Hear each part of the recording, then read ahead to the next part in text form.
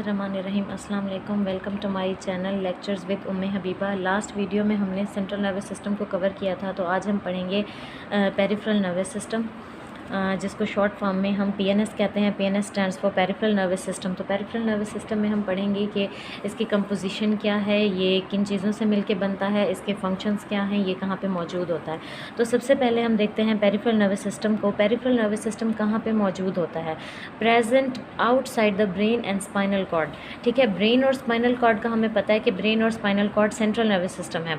तो central nervous system के बाहर जो मौजूद होता है उसको हम क्या कहते हैं? पेरिफेरल नर्वस सिस्टम कहते हैं। ठीक है, ब्रेन और स्पाइनल कॉर्ड के बाहर मौजूद होता है पेरिफेरल नर्वस सिस्टम। अब इसकी कंपोजिशन क्या है, ये किन चीज़ों से मिलके बनता है या कैसे बनता है? इसमें तीन जो हैं हमारे पास मेजर तीन चीज़ें होती हैं इसकी कंपोजिशन में हमारे पास आते हैं। सबसे पहले होते हैं न्यूरॉन्स। ठीक है, नेक्स्ट मैं वीडियो बना दूंगी कि न्यूरॉन्स की क्या टाइप्स होती हैं या वो कैसे होते हैं, लेकिन यहाँ पे हमें अभी सिर्फ यही जानना ज़रूरी है कि न्यूरॉन्स की दो टाइप्स जो हैं मिल के सेंट्रल नर्वस सिस्टम को बनाती हैं, जो कि हैं sensory neurons and motor neurons. ठीक है, पेरिफेरल नर्वस सिस्टम के अंदर न्यूरॉन्स की तीसरी टाइप मौजूद नहीं होती, जिसको हम एसोसिएटिव न्यूरॉन्स या मिक्स्ड न्यूरॉन्स कहते हैं। तो कंपोजिशन में अगर हम देखें तो basically peripheral nervous system neurons से, नर्व्स से और न्यूरोमस्कुलर जंक्शन से मिलकर बनता है। अब ये होते किस तरह से हैं? न्यूरॉन्स में हमारे पास दो टाइप्स के न्यूरॉन्स होते हैं, sensory neurons and motor neurons. Nerves की अगर हम बात करते हैं तो ये भी हमारे पास दो टाइप्स की नर्व्स होती हैं, क्रेनियल नर्व्स और स्पाइनल नर्व्स। इनका मज़ीद मैं आपको आगे बताती हूँ। अच्छा, यहीं पे बता देती हूँ कि जो नर्व्स हैं हमारे पास, क्रेनियल नर्व्स और स्पाइनल नर्व्स। ठीक है, नर्व्स की दो टाइप्स होती हैं, इन दो टाइप्स से मिलकर पेरिफेरल नर्वस सिस्टम बनता है। अब क्रेनियल नर्व्स क्या होती हैं, कितनी होती हैं, कहाँ होती हैं?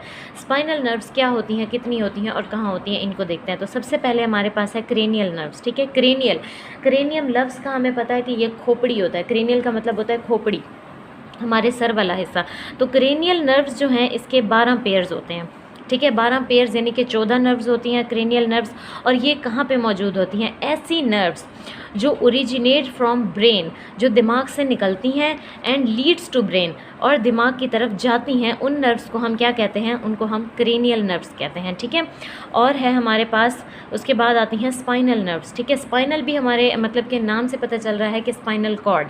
ठीक है, अब क्रेनियल नर्व्स की जो तादाद है वो 12 पेयर्स हैं और स्पाइनल नर्व्स की जो तादाद है वो 31 पेयर्स हैं, 31 यानी कि जोड़े हैं, यानी कि 42 हम नर्व्स उनको कह सकते हैं। स्पाइनल नर्व्स जैसे हम कहते हैं कि क्रेनियल नर्व्स वो हैं जो दिमाग से निकलती या दिमाग के अंदर जाती हैं, सेम इसी तरह से स्पाइनल नर्व्स वो होती हैं जो कि originate from the spinal cord, जो स्पाइनल कॉर्ड से निकलती हैं या फिर lead to the spinal cord, या जो स्पाइनल कॉर्ड के अंदर जाती हैं।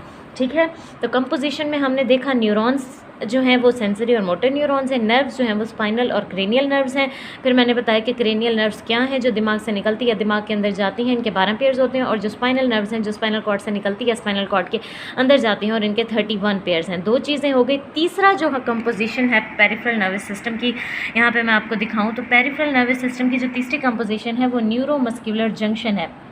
नाम से एक तो जाहिर हो रहा है कि न्यूरॉन्स और मसल्स, इनके दरमियान में जो जंक्शन है, जंक्शन का तो पता है ना, यानी कि मोटर न्यूरॉन्स कौन से होंगे? मोटर न्यूरॉन्स, क्योंकि मसल्स पे हमेशा मोटर न्यूरॉन्स ही होते हैं। तो मोटर न्यूरॉन्स और मसल्स के दरमियान में जो जंक्शन है उसको हम न्यूरोमस्कुलर जंक्शन कहते हैं, और ये भी बहुत इंपॉर्टेंट पार्ट है पेरिफेरल नर्वस सिस्टम का। ठीक है, अब यहाँ पे एक इम्पॉर्टेंट बात ये भी है कि ये बेसिक साइट है।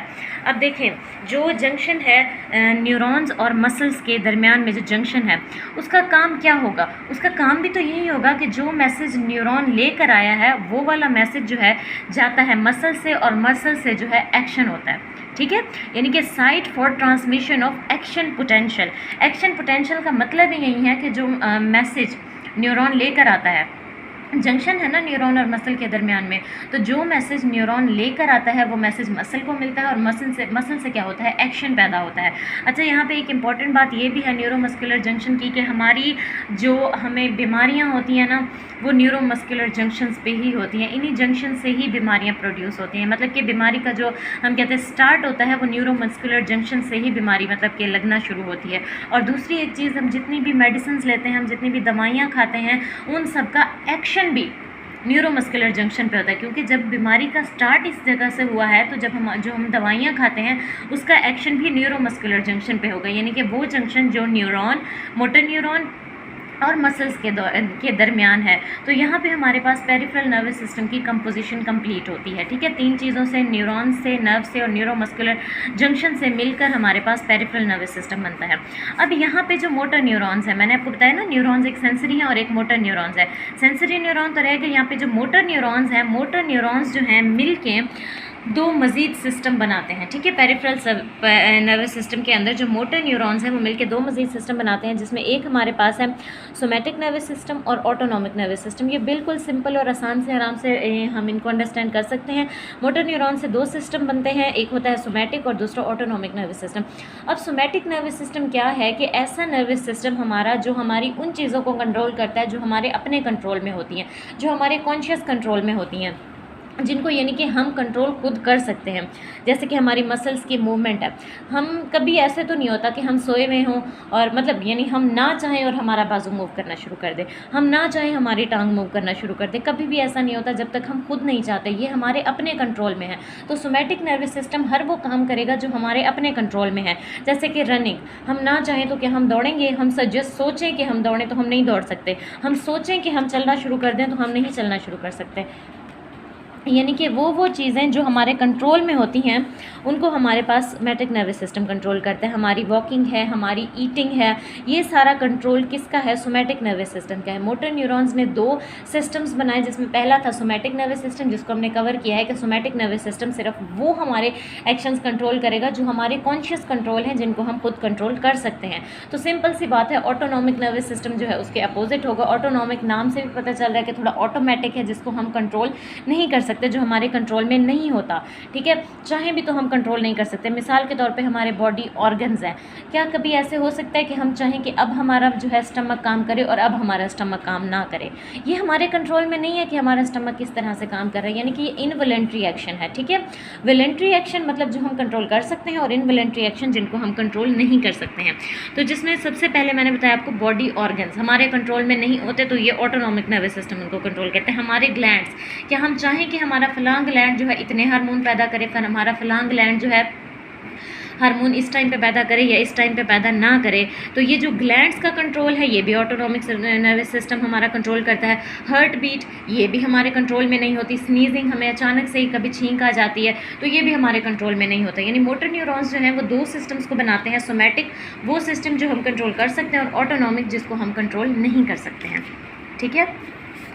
नेक्स्ट हमारे पास आता है जो हमारा ऑटोनॉमिक नर्वस सिस्टम है। ये मज़ीद क्या है कि 2 हिस्सों में डिवाइडेड है। ऑटोनॉमिक नर्वस सिस्टम क्या था कि सारे वो एक्शंस जो हमारे कंट्रोल में नहीं होते, जो इनवॉलंटरी होते हैं, ठीक है, इसको क्या किया गया है? मज़ीद 2 हिस्सों में डिवाइड किया गया है। इसमें एक हमारे पास आता है सिम्पैथेटिक नर्वस सिस्टम और दूसरा हमारे पास आता है पैरासिम्पैथिक नर्वस सिस्टम।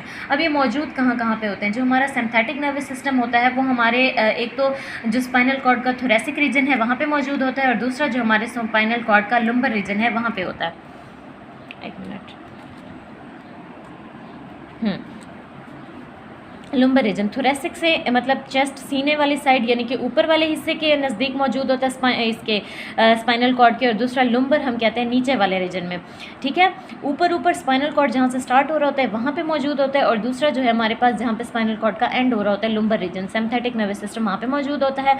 इसके बदले में अगर हम देखते हैं तो पैरासिम्पैथिक कहाँ पे मौजूद होता है? पैरासिम्पैथिक बिल्कुल स्टार्ट में, जहाँ से स्पाइनल कॉर्ड बिल्कुल स्टार्ट होता है, यानी कि between the medulla and spinal cord. Medulla मैंने आपको कल ही बस स्पाइनल कॉर्ड के उसमें बताया था कि ब्रेन का जो लास्ट पार्ट होता है बिल्कुल नेक की साइड पे, उसको मेडोला कहते हैं। मेडोला से ही स्पाइनल कॉर्ड स्टार्ट होता है, यानी मेडोला और स्पाइनल कॉर्ड के दरमियान में पैरासिम्पैथिक नर्वस सिस्टम होता है। और ये जो है कहाँ पे मौजूद होता है? ये स्पाइनल कॉर्ड स्टार्ट हो चुका होता है, ये स्पाइनल कॉर्ड के स्टार्ट होने से पहले पैरासिम्पैथिक सिस्टम है। और जब स्पाइनल कॉर्ड स्टार्ट हो चुका होता है मतलब उसका सबसे ऊपर वाला पोर्शन ये वहाँ पे, और लंबर रीजन बिल्कुल नीचे होता है। तो ये इनकी लोकेशंस हो गई कि कहाँ पे सिम्पैथिक नर्वस सिस्टम है, कहाँ पे पैरासिम्पैथिक नर्वस सिस्टम है। अब इनके एक्शंस क्या हैं, ये बहुत इंटरेस्टिंग है और ये आराम से समझ आ जाएगा। जैसे हम इसको कहते हैं फाइट और फ्लाइट मूवमेंट, यानी ये तब एक्टिव होता है हमारा सिंथेटिक सिस्टम। जैसे हम एक नॉर्मल हमारी सिचुएशन है, हम बैठे हैं, अचानक से हमें किसी चीज़ ने डराया, ठीक है, हम बैठे हुए, अचानक से हमने हमारे सामने कोई सांप देख लिया, कोई बिच्छू देख लिया, या कोई चीज़ अचानक से हमारे ऊपर आकर गिरी, या हम डर गए, या हमें अचानक से कोई हम कहते हैं कि कोई ऐसी खबर मिली जिसका हमें यकीन ही नहीं था, जिसका हम सोच भी नहीं सकते थे, ठीक है। जिन चीज़ में, जिन सिचुएशंस में हम डर जाते हैं ना, वो वाली सिचुएशन, ठीक है, पोटेंशियल डेंजर का वर्ड यहाँ पे यूज़ किया कि अचानक से जो चीज़ होती है तब हमारा सिंथेटिक नर्वस सिस्टम एक्टिवेट होता है। और पैरासिम्पैथिक नर्वस सिस्टम कब एक्टिवेट होता है? जब हमारा वो डर आहिस्ता से ख़त्म होता है और जब हम नॉर्मल होना शुरू होते हैं, जब हमारी सिचुएशन, हमारी बॉडी की सिचुएशन नॉर्मल होना शुरू होती है, तब हमारे पास पैरासिम्पैथिक नर्वस सिस्टम जो है एक्टिव हो जाता है। अब ये जो है हमें एग्जांपल से मैंने वैसे बता दिया, लेकिन इसमें थोड़े से मज़ीद अगर हम डिफरेंसेस को पढ़ेंगे ना, तो हमें इनके दोनों के एक्शंस आराम से क्लियर हो जाएंगे। डिफरेंसेस में आते हैं सबसे पहले, जैसे मैंने आपको बताया कि सिंथेटिक सिस्टम कब एक्टिव होता है? जब हम अचानक से डर जाते हैं। तो हमें पता है जब हम अचानक से डर जाते हैं तो हमारी हार्ट बीट कितनी तेज़ हो जाती है, ठीक है। सबसे पहला इसका डिफरेंस है कि ये क्या करता है, सिंथेटिक नर्वस सिस्टम तब एक्टिव होता है जब हम अचानक से डर जाएं, या हम ऐसी कोई चीज़ हमारे साथ हो जिसका हमें जिसकी हमें सोच भी नहीं होती वो हो जाए। तो इसी तरह से उस टाइम पे क्या होता है कि हमारी हार्ट बीट जो है इंक्रीज़ हो जाती है, ठीक है। सेम इसका क्या काम था, जब हमारा वो डर ख़त्म होता है तो जब हम नॉर्मल होना स्टार्ट होते हैं तब पैरासिम्पैथिक नर्वस सिस्टम जो है हमारा एक्टिव होता है, यानी कि ये क्या करता है, रिड्यूस कर देता है, हार्ट बीट को नॉर्मल लेकर आता है, ठीक है। ये तब होता है जब हम अचानक से कुछ होता है, और ये है उसको नॉर्मल करने के लिए होता है। तो एग्जांपल से मजीद मैंने डिफरेंसेस लिखे हैं जिससे क्लियर हो जाएगा। ये क्या करता है, इंक्रीज़ करता है हमारी हार्ट बीट को, ये उस हार्ट बीट को नॉर्मलाइज करता है, कम कर देता है। दूसरा है कि हमारे मसल्स जो हैं टेंस अप हो जाते हैं। जैसे हम अचानक से कोई चीज़ डरे या हमारे ऊपर कुछ है तो हमारे मसल्स थोड़े से टाइम के लिए, 1 या 2 सेकंड के लिए थोड़े से अकड़ जाते हैं, थोड़े से सख्त हो जाते हैं। तो सिंथेटिक नर्वस सिस्टम है उनको थोड़ा सा सख्त कर देता है, और दोबारा से ये जो पैरासिम्पैथिक नर्वस सिस्टम है ये हमें दोबारा से रिलैक्स कर देता है हमारे मसल्स को, ठीक है। उसके बाद आता है इनहिबिट सलाइवा सेक्रेशन, यानी कि जब हम कोई चीज़ डरते हैं या कुछ होता है, हम कहते हैं हमारी सांस सूख गई थी, ठीक है। मतलब कि इसका मतलब यही है कि हमारे सलाइवा प्रोडक्शन इनहिबिट हो जाती है, हमारी जो है सांस सूख जाना जिसको हम बोलते हैं, या जिससे हम अचानक से डर जाते हैं। तो ये उस टाइम पे क्या होता है कि सलाइवा सेक्रेशन इनहिबिट हो जाती है, और ये क्या है कि प्रमोट करता है दोबारा से, जब हम नॉर्मल होना स्टार्ट होते हैं तब हमारा सलाइवा दोबारा से प्रोड्यूस होना शुरू हो जाता है। इसमें कि जो न्यूरॉन्स होते हैं सिंथेटिक नर्वस सिस्टम के, जो न्यूरॉन्स होते हैं, ठीक है, ये शॉर्टर न्यूरॉन्स होते हैं, छोटे से न्यूरॉन्स होते हैं, मतलब छोटी चीज़ है तो उसमें नर्व इम्पल्स जल्दी से जो है सफ़र करेगी और फर्स्ट रिस्पांस होगा, फ़ौरन से रिस्पांस हमें मिलता है, फ़ौरन से हम डर जाते हैं, ठीक है।